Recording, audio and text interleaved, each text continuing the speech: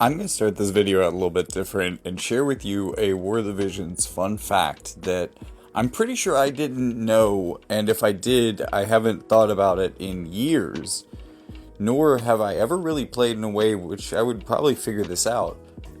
But at least for the Veritas, and probably for all of the other characters in the game, there are actually voice lines for their limit bursts. Witness heaven's wrath! Stay in the dirt where you belong!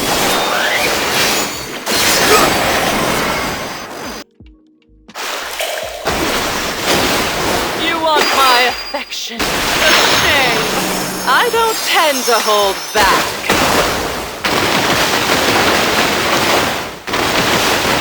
Weak. There's nowhere to run!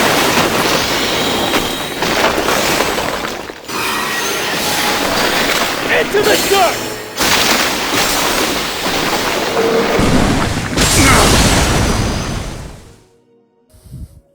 These are the three that we have for the Veritas so far. No real indication as to whether or not Veritas of the Flames is going to get an English LB in this respect. But, Now we can really go wild. I owe ya! yeah, this guy really reminds me of my buddy Sven. If Sven's watching this, turn the sound on and listen to Veritas of the Flames in battle and tell me that he's not you.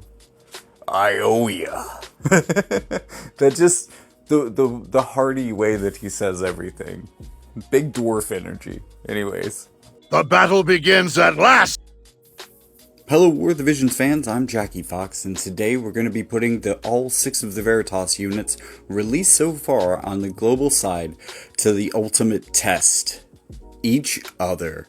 In a 3v3 battle royale taking place across several maps. I've carefully tried to balance these teams as best I can to be a good competition for each other, but there is one team that is definitely doing better than the others right now. And that is going to be Veritas of the Earth, Heavens, and Bolt. Now, I've balanced the elemental compositions of these teams so that the lowest level units will have an opportunity to get an elemental advantage in battle. And I have tuned these teams in a lot of other ways to try to make them a little bit more of a fair fight against each other. They are both quite powerful, though. It would be hard to test some of these lower level units in any other composition, but I think that this makes it a lot more fair of a fight. So this is the best opportunity for us to observe what they actually will do in battle. And I'll get to those 2 units later, but first I want to talk about the general dynamics of the fight so far, because I've been playing these 2 teams against each other for about 2 to 3 weeks now. And as I've done this, I have gone from no reincarnations on Veritas of the Earth to full reincarnation with Veritas of the Earth. He's been the MVP so far as well, even though there are other powerful units in this, and other units that can do big things. He is the survivor. There is no one who really matches up well into him. In fact, the character that does it best is Veritas of the Waters, which is basically the reason she's on the opposing team. If she wasn't, if she teamed up with Veritas of the Earth, they would be pretty much unstoppable. Now, with all of that being said, I have also watched the other characters level up as well, or at least a couple of them. And one that's been particularly impactful, I started with testing this with a level 120 Veritas of the Flames, and he could do okay damage, but not enough to be truly impactful in battle, and that's really the big thing that he wants to do for so many reasons in his kit. So, getting him up to 140 and up to 1 reincarnation in particular has kind of changed the dynamics of the battle, and in at least one case I saw him naturally win an auto. And then, for some reason, it just didn't happen again, and Veritas of the Earth showed how incredibly powerful he is. Even trying to balance the team by removing a vision card from him, he is still quite a tough bastard to deal with. And I've also eventually balanced the team by moving the Guardian's Crystal off of him onto Veritas of the Heavens, which makes him more of a threat, but also reduces the HP pool for Veritas of the Earth, because he's just generally overwhelming people as a wall in this format. However, as he has started to reincarnate, Veritas of the Flames has found an opening into Veritas of the Earth, or pretty much anyone on the team, at least on his 3rd, 6th, and perhaps 9th turns. This is because the damage boosting effect from his passive and from Red Inferno combined creates an attack that usually hits the damage cap for most anyone that he's going up against.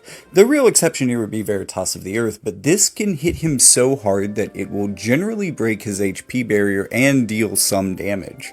At least on the turns that he's likely to use it, which are 3 and 6. On other turns, he's either going to buff early in the game, or he's going to use AoE damage instead of a single target attack like this. Naturally, if this lines up on turn 3 or 6 with Veritas of the Earth, this can create an opening where Veritas of the Waters very well could take him down. Also, Barrier Smasher is pretty important in this matchup as well, but not as often carefully used by the AI. So, as I've been doing this though, I got into a point where it seemed like I was really going to handicap Veritas of the Earth in order to make this more of a fair fight for the other team. And I know that in the future, as I record the second half of this video, I will have Veritas of the Frost up to at least above 100, at least 102 to 107, hopefully. And I hope that that also makes a difference here, because I really feel like so far Veritas of the Frost has been the least impactful of the 2 new units. This doesn't necessarily mean that he's bad, but I'll explain more about that in a second. So I'm sure that the dynamics of this fight are going to evolve over time as the units on the weaker team make more and more progress forward, as they're not as likely to be at max reincarnation at this point. So, in order to get the underdog team here to win, and to show you a bit of how to use strategy to overcome an overwhelming obstacle, I'm going to be fighting with the underdog team in manual throughout the rest of this video. Now, there are a few things that I want to point out here, and with careful placement, you can really make a lot out of Sakura, or Veritas of the Bolt. Even though she's going to be at a significantly lower level here, the reason that she's going to be more impactful is that she's kind of a DPS support hybrid. Whereas Veritas of the Frost is a lot more of a technical DPS, a little bit more along the lines of someone like Sephiroth. And this means that at least half of the things that are cool about Veritas of the Bolt can already be activated in basically full power, even at a low level. For instance, there is a really strong synergy here between Veritas of the Bolt and Veritas of the Heavens. Reach for the heavens, and death shall be your reward. Veritas of the Heavens, being faster, at least for the moment, tends to open with Fortress Stance, which, among other things, gives the other 2 members of my party General Maneater, which will increase their damage across the board. Good start. Sakura is going to follow this up with Undying Myriad Bolts, which can get upgraded even further. What it's going to do for the party is defense and spirit penetration up in a diamond AoE around her. But for her, it's going to do a lot of things. AoE penetration up by 40. It's also going to give her re-raise, and it will give her a CT boost as well. Once this is upgraded, this will also give her the ability to seal re-raise. And since she is a long-range unit, she is very likely to deal damage to someone before they get in range of her. This may not be the best for protecting frontline re-raise units, but for a rearguard re-raise unit like her, it's absolutely perfect. That CT boost is going to help her to get to her next buff, and you might have to turn the Rite of Protection off in Supplicant to get this to work in auto, but she can follow this up with Divine Invocation. Divine Invocation in a plus shape around her is going to provide her allies attack, magic, and agility. This is going to be a third way to increase their damage, which is going to stack with the previous two, but also, because you're getting agility late in your buff rotation, this means that if you can survive for a bit, you'll be able to outspeed the other team by a little bit in the later game. It's certainly an interesting way to go, but what I'm really focusing on here is the three types of damage increase that these two characters can provide with the right placement to the entire team, and none of this really relies on Sakura being a high-level character. She can still support perfectly well. Can she do damage? Useless!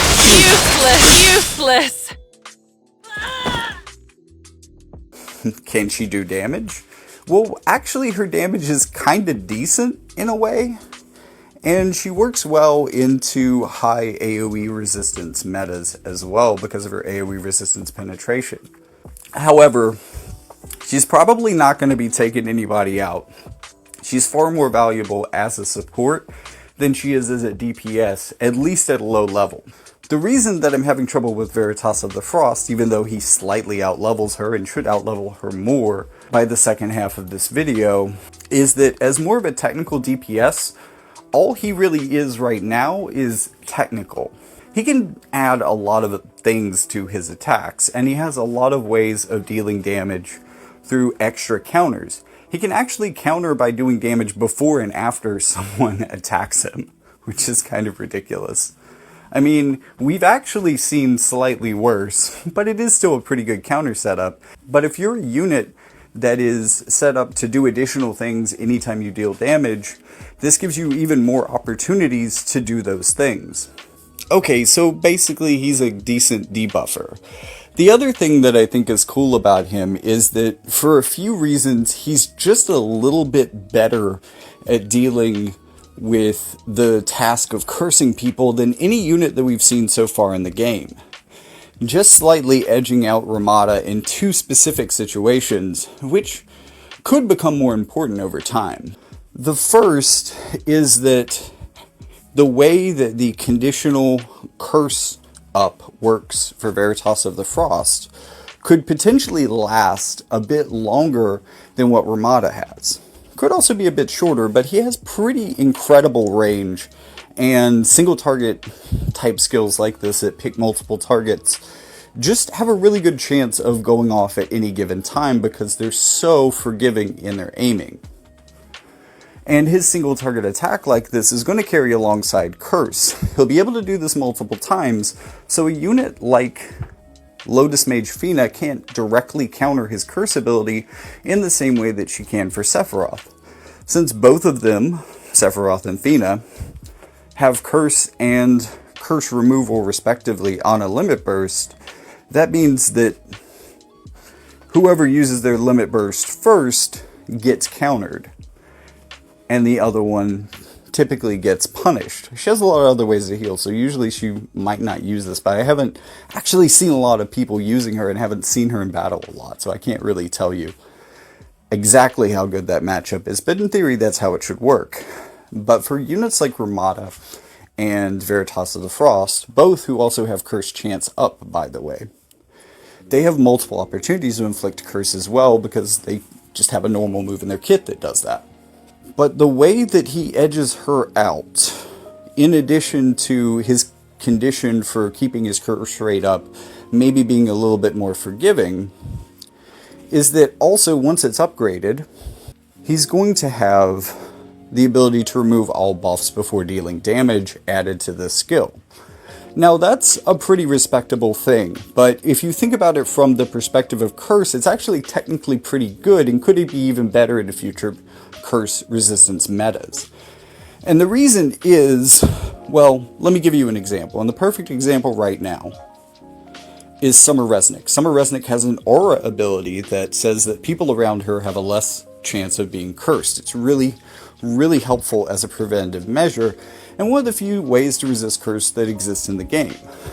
Another one that we're likely to see with a future Trustmaster is a buff that gives curse resistance. If we don't, I don't think we have that, but that's likely to come in the future. And in either case, that is counted as a buff. So if you can remove all buffs before dealing damage, you don't turn off the aura in general, but for everyone that you hit, the aura will be removed for damage calculation, which means that you will be able to keep your curse chance up. And not only that, they won't be able to apply their curse resistance. Now, natural curse resistance, which a couple of units in the game have at this point, wouldn't be negatable this way. But if there was a TMR buff or an aura, you could get rid of that and have an even better chance of cursing your opponents. So he's the most reliable curse unit in the game, and that's a saving grace, especially against Veritas of the Earth, because if we can apply the right pressure, he's going to have a real problem with curse. The problem is that at a low level, this more glass cannon type DPS neither has the stats to do damage, nor the stats to survive.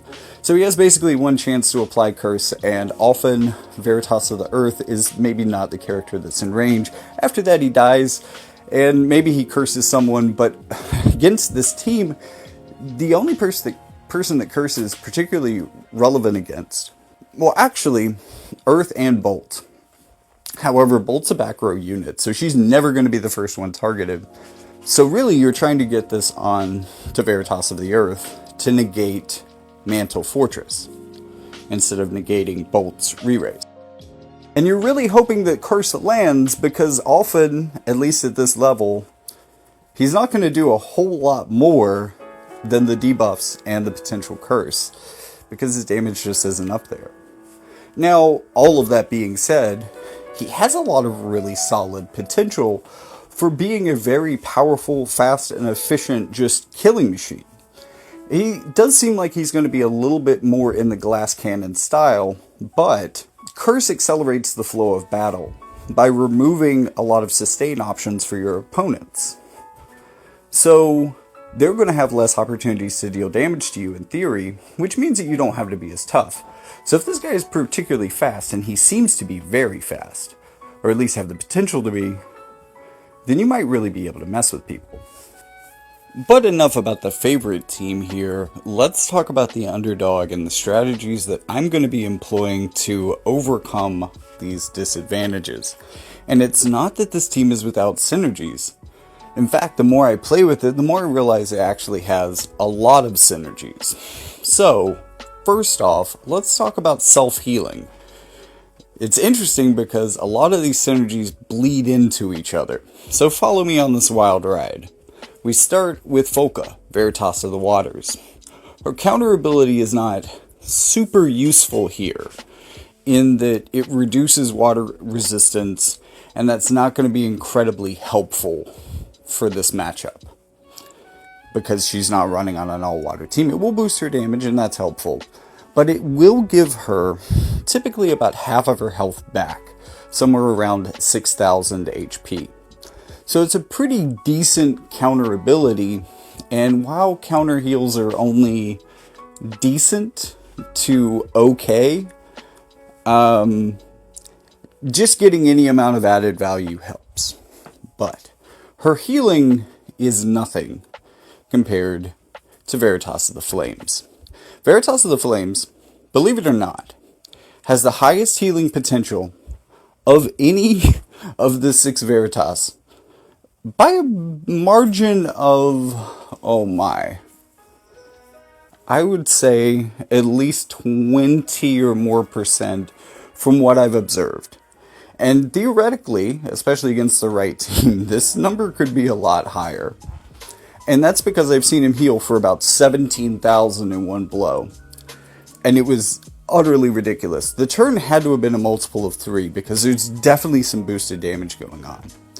But he lined up 3 characters within a brutal swing, and then just healed back from the damage dealt a utterly ridiculous amount. In part because he was able to, these characters had a lot of HP at that point. They were clustered really well, and they had a lot of HP to lose. I think maybe he didn't end up winning that fight, but it was a very impressive heal. And like, keep in mind that even with maybe a maximum HP build, or as far as I can do, one of the best. Also with HP buffing to increase his maximum HP total to get it above 20k in battle. Mantle Fortress usually heals for about 13,000, so that's really impressive as their opponents. But in theory, Veritas of the Flames can do even more. But that is very unlikely. The stars kind of have to align for that to happen. I've only seen it done once. What is usually a lot more consistent is that attacks like that maybe hit 2 people and heal him for about 6,000. But then we also need to talk about his counterattacks, because if you're using Dragon's Blade, then his additional counterattack Wrathful Siphon, which he gets off of a buff, will give him the ability to counter each attack potentially twice. And each of those counterattacks is going to have the ability to absorb damage. So if you're lucky enough to get both of these things to trigger on the same attack, you could heal for around 2k. Because one of these is going to be about 1k or below. So 2 will give you about 2,000 health back. And do decent damage to your opponents. At least decent free damage. Of course, since it's not his turn, I don't think that this is going to trigger his passive to do extra damage at any point, because it's not his turn. I would assume, but I'm not really entirely sure how that works out, because it's hard to track which turn is his and whatever. It's a slightly confusing ability. And speaking of counterattacks and the ability to counterattack twice per hit, we also have Veritas of the Frost. So Veritas of the Frost is rocking a preemptive counterattack. But he also has the ability to counterattack after damage is dealt. So he basically puts their attacks within a potential damage sandwich, where they take a hit before they can even deal damage, and if they survive, they hit him, and if he survives, he can hit them back. It's, again, a pretty gratuitous use of free damage.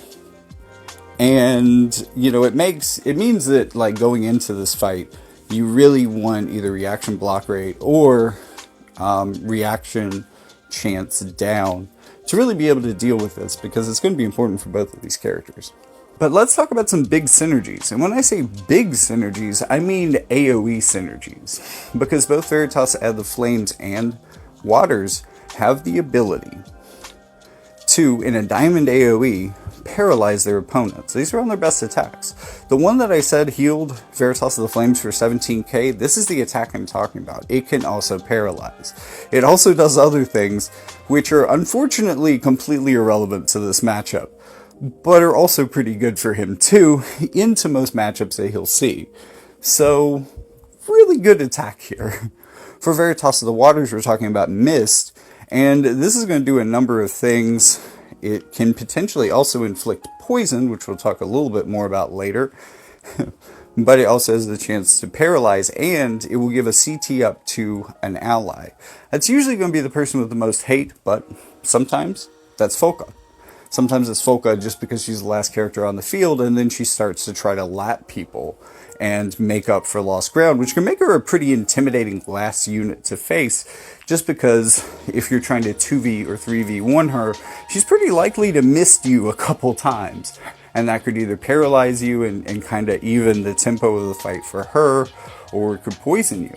And really, the worst case scenario against this team is that you get cursed so that you can't heal. You get poisoned so that you're taking chip damage, and you get paralyzed so that you probably aren't acting at all. I'm not sure that there are other statuses, but it is important to note that all 3 of those things could happen to you within the space of 2 attacks, and could happen to as many as 2 people at a time, with potential paralysis and poison happening to the 3rd. Yeah, there's a lot of status effects on this team. And it's worth pointing out that while this team does not have the same level of offensive buffing, it does have a similar ability to give Maneater, which is great, generally speaking, but only to 2 targets, which is still pretty good. Mainly, this team is going to increase its damage by AoE debuffing from Folka. And on her LB, which she just loves to open fights with, she's going to be reducing defense, spirit, and AoE resistance, which is not amazing. I mean, it's helpful for Veritas of the Frost, but it's incredible for Veritas of the Flames because, again, big diamond AoE skills that do a lot. If you reduce their AoE resistance before that lands, this is part of the stars aligning to get you up to a 17k heal on one hit with him. So that can be a pretty massive combo that can ramp their damage, especially on the right turn for Veritas of the Flames, just absolutely to the point of no return. It's pretty ridiculous. Also, another thing, I've had to make up the difference, employ a number of TMRs. Hopefully, I'll be able to use these better in manual than the AI does, but the AI actually does pretty decently with these, at least on certain maps. It can be, these matchups at this point, evened out, can be very map dependent. But my first TMR for Veritas of the Flames, especially since a lot of times he needs kind of a third buff, unfortunately, he's not going to be doing damage on turn 3 on a number of these maps.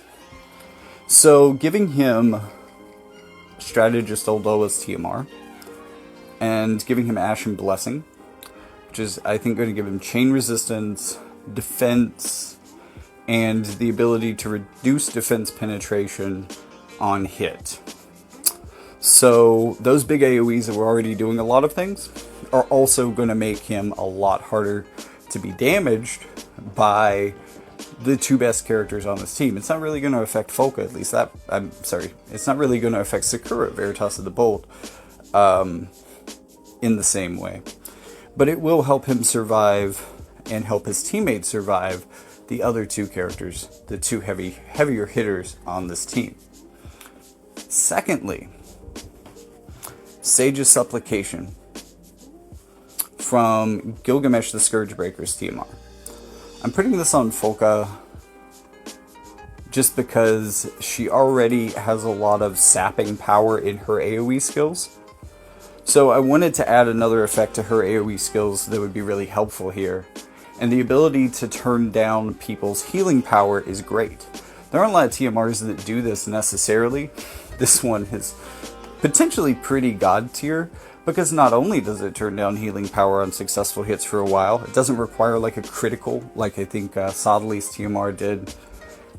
It also gives you ranged damage resistance as well, which is a pretty good bonus. So this is clearly the best for that. And this means that her AoE on her Limit Burst in a diamond is going to be reducing spirit, defense, AoE resistance, and healing power for everything that it hits, and it can very likely hit all three characters on the opposing team if they're relatively well bunched together. And then finally, there's just another threat from Veritas of the Earth that I haven't mentioned yet, and that's his ability to absolutely steal games from me by stunning my whole team at a critical moment with his LB. We just get stopped and overwhelmed. And because his AoE aura is reducing damage, he's more often to have his other two teammates with him, and you just get absolutely dogpiled. So, important TMR here is from Minwoo. So this is relatively easy for anyone to get. These other two TMRs have not been. One character is limited and one is very new. But for Minwoo, this is relatively easy to achieve as long as you can get through all of the hurdles on the way to level 10 of the Fire Select quests. This is actually a piece of kit that I was using on Veritas of the Earth to get him above 20,000 HP. But it's going to work here for a completely different reason, because one of the statuses that it helps negate is stun. So hopefully I can get this on all 3 characters on my team, or at least the 2 that are going to be on the front lines, and potentially taking the stun. And this has really helped. Like, it doesn't necessarily make me win more, but it makes me lose less. You know what I mean? So it's been an interesting bit of trial and error to get this team into shape to be able to compete with the Veritas of Wall. But we'll see what we can do. I need to take a brief intermission to say that currently on YouTube, it feels like War the Vision's content creators are an endangered species on the verge of going extinct. And you can do something to help. Please like, subscribe, and comment to show the YouTube algorithm that there is still a community here. You are still watching the videos and you're perfectly happy to engage with them. Also, if you could help incentivize it for me, you can click the link in the description to check out my book, which I basically make this channel to promote. I have one on sale for $15 in its hardback with its beautiful digital art collage cover. This took a lot of time in a painting app and a lot of time sampling AI art to be able to come up with. It was very fun to make, as was the book. And I also have other books that are more in the fantasy side if you don't like kind of a cyberpunk realism type vibe that series has. You can go for those as well, or you can just donate to the channel in general. If you don't read, you just watch YouTube videos, that's what you do. You can send a little money to the channel to help incentivize me to keep making these videos. Thanks for hearing me out. Let's get back to the content. I'm going to be calling this team Naya, and it's doing pretty well. As you can see, about 1700 HP for Veritas the Earth, about 1500 for Veritas the Heavens, quite bulky boy. A lot more attack here. They're not the fastest team, and Bolt is especially slow at 85. She's also pretty easy to hit at just under 6000 HP. And as you can also see, we don't necessarily have the most slash resistance on this team, and that's going to be fairly important for them. So moving into our first matchup, they're going to open with the area attack up physical shield and man-eater. So that's going to be a pretty good general package for the team. Veritas the Earth is getting his basic buff in. I'm going to move up and go for Refined Forging on Veritas of the Waters. This is a match already in progress because my team is actually the faster of the two by far. So the underdogs, which I'm going to call Is It, have two of the fastest Veritas in this matchup. Veritas of the Heavens is pretty fast, though. He's really the only thing that challenges us. So those two had already gotten a move by the time this match started. And I'm going to go ahead and give Reviving Stream because I think this is important, even though the opposing team, through Spine Shatter Dive and Geo Demolition, both have single target attacks that are decent, I mean pretty strong in their own respects, that can remove re-raise. The thing about that is, though, that I would rather either of these physical units be attacking with single target attacks. You know, getting them to use that single target attack to dispel the re-raise is almost worth it. You know, I'd rather the re-raise stick around, you know, but so I've been waiting with Veritas of the Waters to be able to sneak in and hit some high debuffs. I'm going to have to pull her back out after this attack, though, because she has a little bit of trouble, especially with Veritas of the Heavens. Spine Shatter Dive can sometimes one-hit her through re-raise specifically. So I'm going to pull her back at my next opportunity. I think I'm going to keep Veritas of the Frost a little bit wide and try to go in for the dual Hexblade. Now, I haven't removed Veritas of the Earth's HP barrier yet, and I probably should. It is easy to think that in most matchups, Brutal Swing would be the best move to go for here with my bonus damage. But it's not enough damage to break through Veritas of the Earth's HP barrier. Now, we know we have our stun resist up, so this isn't going to stun us, and that's good. But there's a neat little quirk to curse, and it's the reason you haven't seen me be able to curse him so far, is that you have to deal damage to apply curse. So when you have an HP barrier that prevents physical damage, physical attacks will not be able to inflict curse unless they can do enough damage to overwhelm the barrier. And with Veritas of the Earth being a very thick boy, very durable, it's going to be increasingly hard to just easily get through that barrier. So what I'm going to do here is I'm going to get the heal and pull back, and hopefully, we are pretty fast. Hopefully the damage doesn't... Okay, good. It's going to Frost. He has courage, so he's barely going to hang in there. This is like the literal last second for healing, but I saw the opportunity to do it, and I had to hope and pray the Veritas, the Frost had the hate there. So let's try again, now that we're a little bit further back. Getting Curse on Veritas of the Bolt is going to prevent her from re-raising, which is pretty cool. We also did some good damage to Veritas of the Heavens between those two, so he's down. Geodemolition, even though we didn't have re-raise. Recovering Piercing Arrow is probably not super relevant for him, but it can be really bad if applied to either of the other two characters on this team. It's probably worst on Veritas of the Flames. Veritas of the Flames also, because Veritas of the Bolt is so squishy, she is basically a free full health restore for him if he can whack her with big swing.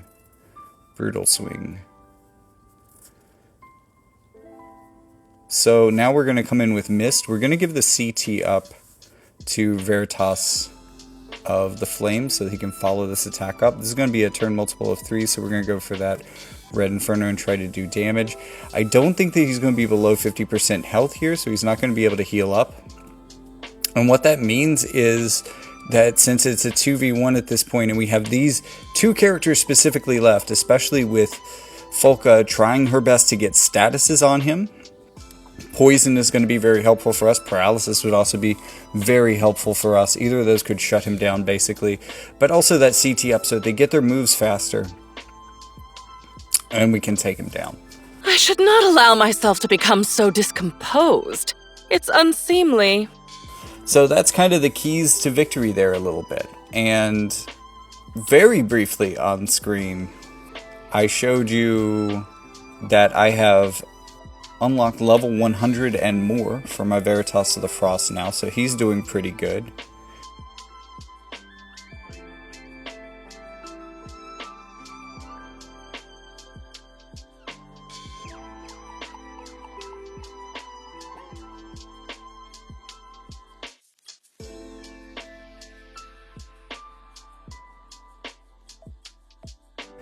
Getting the re-raise on my team, again, it's better to have it than not, is my experience, even though the other team is good at removing it. Getting the Man-Eater up on my two strongest characters. Also some slash resistance. It is almost completely irrelevant against the other team. They all do have some slashing moves, maybe like in sub-jobs and stuff, but I don't think I have any of those active. Good opportunity to get the preventative medicine up to nullify stun. That's going to be pretty helpful. Good time to go with the Elemental Fortress on our two stronger characters. As you can see, I'm not really putting much effort into buffing Veritas of the Frost. He is powerful. He is getting better, but currently I think putting my eggs into the baskets of water and fire are better for this current moment. So I want to say that with the Elemental Fortress, the Ashen Blessing becomes a little bit better, but this team actually does not have high starting defense, so lowering defense penetration isn't the best strategy for them, even though it is theoretically pretty good against this team, because Veritas of the Bolts isn't necessarily like the biggest hitter here. I'm going to keep Veritas of the Waters back so she doesn't get in trouble before she can be impactful. Hopefully she'll be able to swing in for some AoE damage easily enough. But I'm going to conserve some CT so she can get that next turn sooner by keeping her still, using Sagacious Blessing to give her a little bit of more resistances, but also really that healing power down might become really important against parts of this team, or at least against Veritas of the Earth. Starting with that Barrier Smasher, getting Veritas of the Heavens into that too, because he has a strong physical barrier as well. Removing both of those at the same time is huge. This is a big opening into the team, and they're all in AoE range for the aquatic retribution. This is going to lower their defense, their spirit, their area attack resistance, and their healing power thanks to Sagacious Blessing. That is just going to be a big wombo combo that's going to do some bad things for this whole team. We're taking some big damage, but we have the courage up, so we have a chance for dual Hexblade. Now, Veritas of the Earth has his HP shield down, so we can curse him, and yes, we did land the curse. It's at this point that games can fall apart, because it can be kind of tricky to set up being able to curse Veritas of the Earth, but it's very rewarding if you can do it, and still have gas in the tank to carry through with damage. And here comes a brutal swing that's going to take out Sakura, who's going to come back with re-raise, take out Veritas of the Heavens, and put Veritas of the Earth pretty close to being defeated. So one mist ought to be able to finish this all off, give the CT up to Folka, and move her back just in case somebody dodges. Veritas of the Bolt does have reflex, so it is possible for her to dodge a hit like that, but there we go. We won that one pretty handily. And really, you can see how there are some ways to strip this team down and make it more vulnerable, but it really requires a little bit of luck and a little bit of technique, a little bit of skill.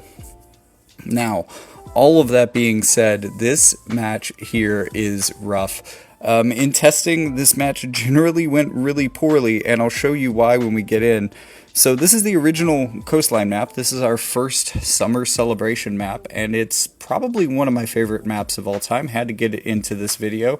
We will be doing the user select once I've got things a little bit more maximized, so I will be powering these characters up and bringing them back for the maps that you are currently selecting, as I'm recording this at least, via my community tab.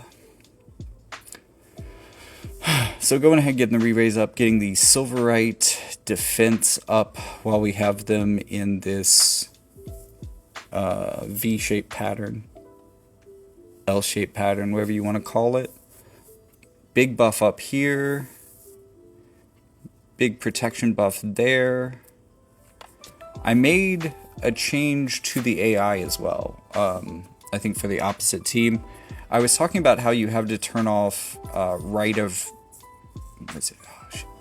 Refuge to get Sakura to use Divine Invocation. Well, I decided, Rite of Refuge does a lot, actually, and it has a pretty big area of effect. And on a lot of these maps, I was only getting the effect for Divine Invocation on 2 of my characters, not all 3 of them. So I figured a wider area of effect buff would be pretty cool too. And so she's started using Rite of Refuge more often, and it makes the team pretty tough. Not on this map though, because what Sakura does here, which is part of the problem that I'm having, in that I can't catch her in any of my AoEs if she stays back in the bunker, and she has the range to just chill out back in the bunker and cause problems.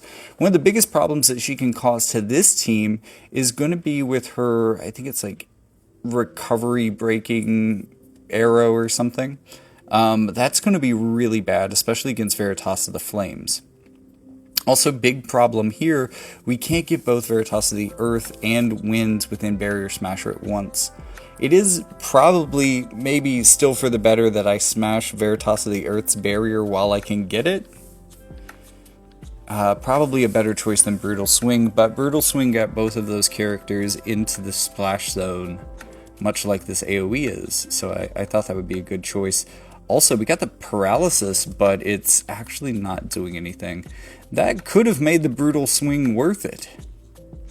But no, you just see exactly what I mean with why I have to pull Folka back, because she just gets Spine Shatter dived by this guy, and it breaks her.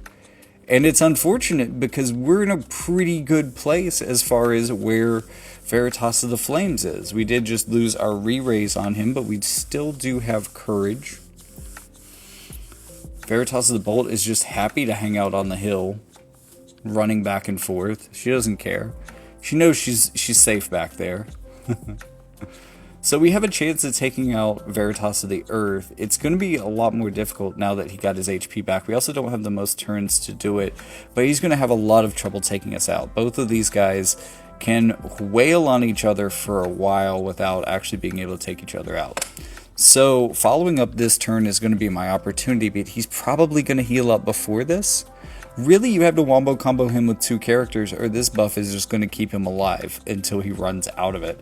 And speaking of running out of things, I'm out of AP, so I need my AP restore skill. I don't think that's going to work fast enough. But my other thing that I have to do here is hit Veritas of the Bolt for a full HP restore, because I really need it at this point. But she hit me with the recovery piercing arrow, so now let's see what my healing is like after that, okay? So Brutal Swing is going to give me the HP recovery. Yeah, I don't think that's going to be enough.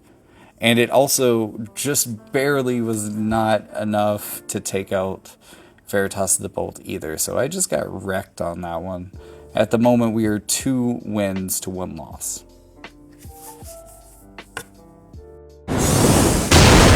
Let me show you what real power is!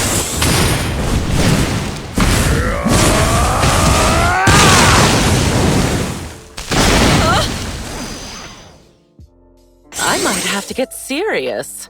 Unfortunately for me, I found out that it's tough when you don't read the fine print, because we aren't going to be getting those rewards for another week. So I may as well just put in the 3 reincarnations that I can afford now, and go ahead and level up my other Veritas as well. This, in addition to that extra limit burst, should make him a bit more formidable. His limit burst is pretty helpful for him. It can really set up a lot of his other skills into some high damage. And another thing, it's a really good setup here. Again, part of why he's such a good debuffer is his ability to remove buffs with his cursing skill. Even outside of the scenario that I've already laid out, which is a little bit niche, this is going to remove a lot of helpful things from a lot of people who end up with a lot of buffs on them. So you guys picked Bamboo Grove as our first map, so let's get to that. I'm going to get a bit of a side start to give myself maybe 1 more turn before the battle starts to buff. This way I can get a lot more focus buffs up.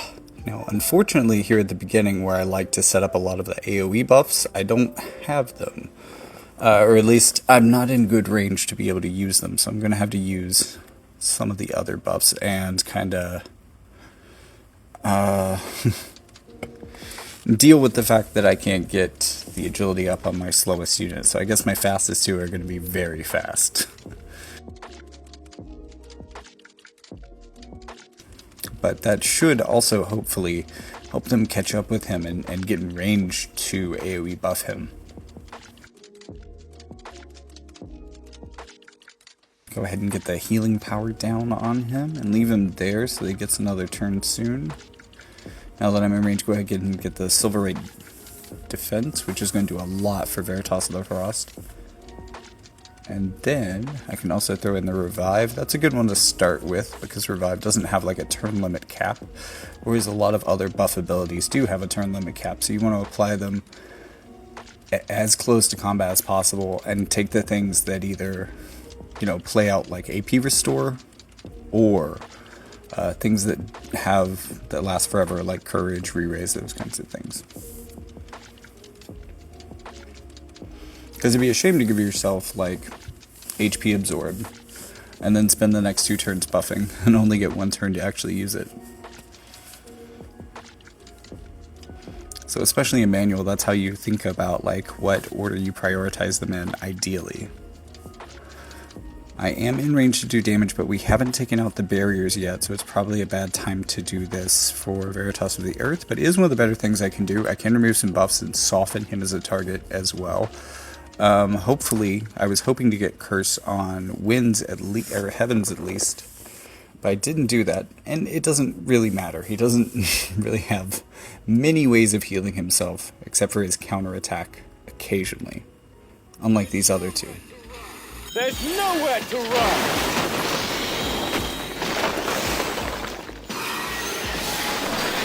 Into the dark!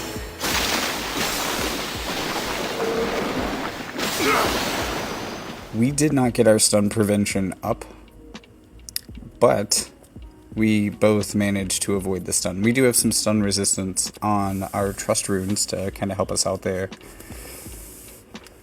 And that paid off. 25% is actually quite a bit. If you can reduce it down to like only a 15 or 10 or 20% chance of happening, then most of the time it's not going to be a problem for you. Frost surviving with Courage. I should have Courage and Re-Raise on Flame, so he's well insured.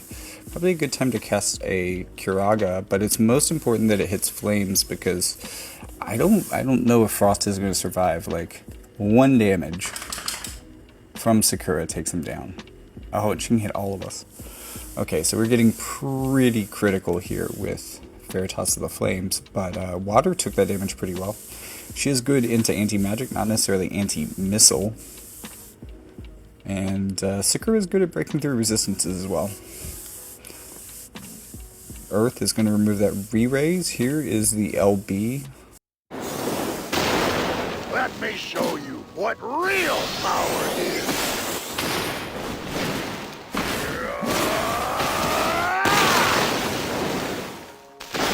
Big damage to the front and back. That should get Heavens out of this. Nothing can faze me. Sakura is probably the one who would have fallen to it most easily, but we did get some damage on Earth, and now I'm going to spread things out so that at least Sakura's AoE damage can only target one of us at a time, and just while they're stuck to each other together. You want my affection? A shame. I don't tend to hold back. I'm going to pound them with 2 of the hardest hitting AoE Veritas. One in terms of technical ability, and the other in terms of just, oh, man, he gonna hit hard. In fact, I really hope that they target him, yes, because that would be easy damage to heal back. Even with that health recovery down, which is a good move from her part. That is really effective against him, but he just does so much damage to her still that unless she gets that reflex, he's probably going to get a very big heal.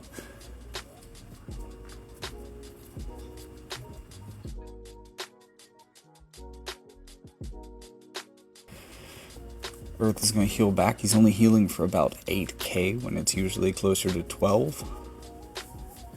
Here comes that follow-up. Okay, we only healed for about 2.5k. That nearly got me to full though. So now we just need to kind of break down some things, get that all attack type resistance down. It's going to help both of us deal damage at once. Also, well, he might be out of heals. Not sure why he's not going for the heal there. He should be below 50%. Which means that he can go for a Mantle Fortress, but he may have used them all? Maybe he got hit enough times by... No, I don't know. So, really good move here would be missed, but since he's the last one left, Calamitous Splash is a really strong single target attack. And he doesn't have most of the usual magic resistances that you would want for Swift Current, that's why I'm not using that. Second pole, really close between Castle Exterior, which we saw in the promo, but Horncastle Gate 2 won this one out by a pretty clean margin. This was a pretty recent, say, arena map. Maybe Guild Battle? Maybe both. So I'm going to start with that Courage and Elemental Chain Resistance for everyone. The other team is pretty good at chaining, so that's fairly helpful. It's not always the biggest deal, but it's pretty good here.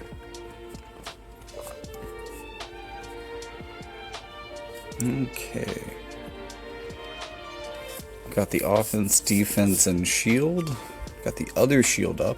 Both physical shields are up for that team. Could give the damage boost, the everything boost over here to Folka. Courage and a lot of beneficial stuff for flames. Okay. Damage and spirit piercing for the team. Re-raise for bolts. A bunch of other abilities for her too, including AoE resistance penetration. If she can get to the high ground as an archer, then we might have a lot of trouble. And it's going to be maybe hard to stay out of her AoE range on a lot of this map when she gets high. And she's maybe 1 or 2 turns off of it, so that's kind of a ticking time bomb for her. And as she gets stronger, it becomes more of a threat. She also managed to line up the full DPS combo between her and Heavens and hit the whole party with it with Divine Invocation there. So this is going to be one of the most powerful buff rotations for this opposing team. And I want to say that this poll was the one where we generally did really bad on all of the maps. This was going to be the hard match either way. And yeah, that wasn't really a factor when I did the auto matches maybe a month ago, but it is increasingly going to be a problem that she can really terrorize us from up there. This would also be a good time to use negation order here, because that would give me the AP auto restore remove. This gives me buff sandwiches and re-raise removal, so if I can get around to hitting bolts, that could be really helpful. She's also fairly weak to curse, in that it just kind of shuts off. Okay, so we can't get in range. Go ahead and get the healing power down. Go ahead and get that prepared. That means we should be able to hit him with it for 3 turns in a row. Really try to get the healing power as low as we can. Keep it low. Also, they are currently lining themselves up to have their barriers removed very easily. Hope it stays like that. Get some buffs up on the back row. Move him forward and go ahead and get that negation order. So these big AoEs are also going to be able to remove the AP auto restore on Veritas of the Heavens, hopefully before he gets much use out of it. But he is going to get another turn of it, unfortunately. That's 50. Oh man, yeah, he didn't need it anymore, really. He's pretty much full, even after hitting us with that big skill. But we're still doing pretty good for not having damage them at all yet. Let's see if Mist, oh yeah, Mist is a little bit differently aimable. Go ahead, give that CT up to him so that he can hopefully restore some HP. Oh no, I've got to do barrier removal first. I can't restore my HP yet. Oh, this could be bad. Gotta move forward to get in range for that. Let's get kind of out of range of where it's probably gonna land. There we go. But that's gonna be tough.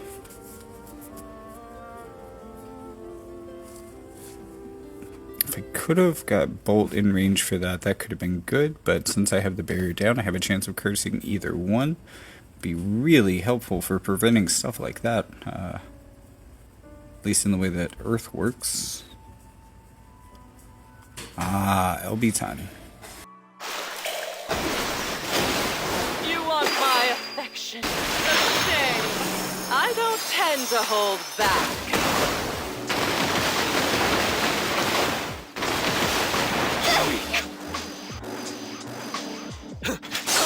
Ooh, okay, little counter damage, a little bit of recovery, but we've laid the groundwork to be able to take them down. If he's jumping into the air, though, it probably means that Folk is about to get it. That's pretty unfortunate. So I need to get some HP back, if I can. The LB versus Bolt should work. Let me show you what real power is.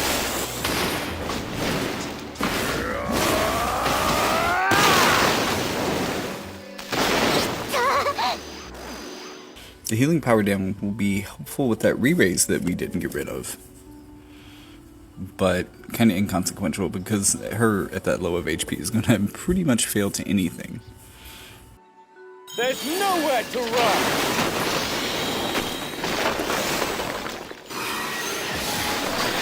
Into the dark!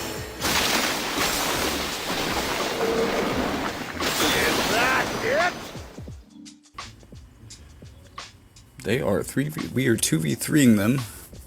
But can we win this? Well, maybe if we change the targeting here to hit these two. Hope for that curse. No curse, but we did get the KO. 2v2 now. Let's get him out of range. Hopefully he can't hit both of us with an AoE, but he probably can with his jump. Yep. Oh well, I tried. I can easily swing him back in for damage, but here comes a brutal swing. See how much we can heal from that. Ooh, enough. All the way. Full health. Pretty much his full health bar. He'd been in danger for a while, but I guess he had courage and re-raise left still probably to back it up. Defense penetration down is going to be a bit of a problem, at least for him. Come on, get the curse! We got it! Good googly moogly. It's been so long I've been waiting for this moment. I guess it's happened before, but this is... Red Inferno, despite not being a turn multiple of 3, is still a pretty heavy-hitting attack from his kit. Surprisingly. Even without that gimmick. So we took some damage here, but we should start a chain. Maybe I should look around his kit and kind of see what else is going on. We don't really need to silence here. Maybe we can just lower ice resistance. Plan for some uncertain future. Curse is probably going to make that all irrelevant. And booyah. That's a quick win. All together, looking at the report card, that's 4 out of 5. That's 4 out of 5. There were some things that I couldn't turn around, but we did pretty well. Again, if you really like this, or if you're kind of missing long-form content within War of the Visions right now, if there aren't enough creators to fill your needs, please subscribe, like, so that other people will find this video, and comment. Let the community know that you're here and that you're into this. Let me know that you're into this. And all of that being said, check out the link in the description for the books. Everything I told you about the intermission, I talked plenty long about it there. Just remember, click that link, check that stuff out. I would greatly appreciate it. And with all that being said, this month-long process and this video is now finally drawing to a close. Thank you so much for tuning in, being interested, and giving these unique units a chance. If you're looking for more details on them, or you just consume this stuff better in print, there is also a Reddit post that I'll link in the description as well. Very handy. And now that I've let you know all of that, thank you so much for watching. Thank you even more if you were a contributing member of this audience or a subscriber. And no matter how much I'm thanking you, see you in the next one.